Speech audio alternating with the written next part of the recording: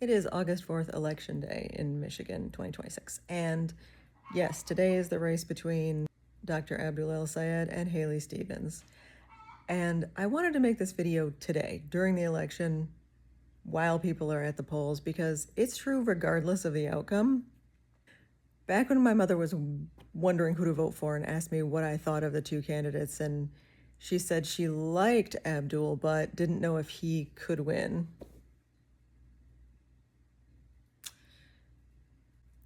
Okay, electability is a lie. Have you ever heard of a Republican who was unelectable, that they couldn't win?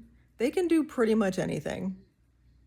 They can have scandal after scandal, financial scandal, sex scandals, different kind of sex scandals we're not talking about, and seems to be fine. Seems to be just water off the oily back, and it's fine. It's totally fine. We only talk about electability when it comes to Democrats, but it's only pointed at Democrats by Democrats.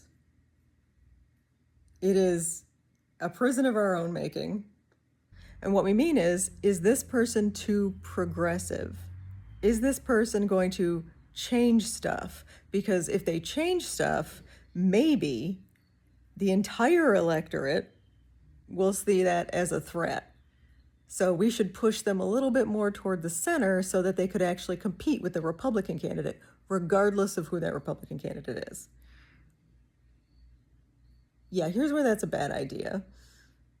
When you push some sort of centrist Democrat milquetoast candidate that is fine, that we will vote blue no matter who, we'll vote blue, but we're not going to come out in the numbers that we would have for a candidate we actually supported. Everyone would have come out in droves for Bernie, but the DNC decided to be like, no,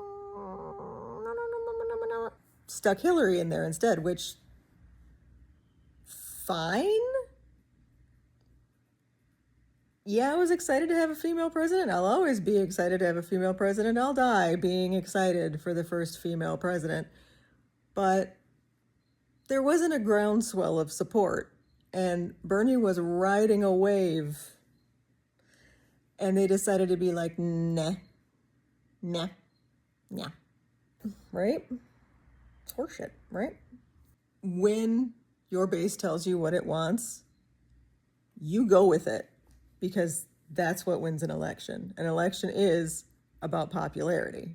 And if you have a popular candidate, you back them with everything you have. Because if that person is popular, there's a pretty good chance that the things that they say will naturally reach out to people who you don't normally have in your base. That kind of happened with Trump. A bunch of people went, oh yeah, that sounds like a good idea, who would never have voted for a Republican. I'm hoping they regret it now. But popularity has a way of filtering down to people.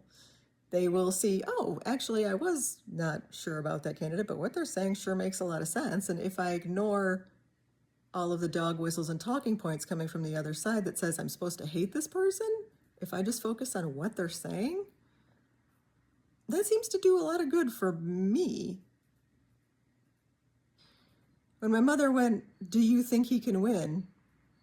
Yes, he can win. If we all want him to win, he can win.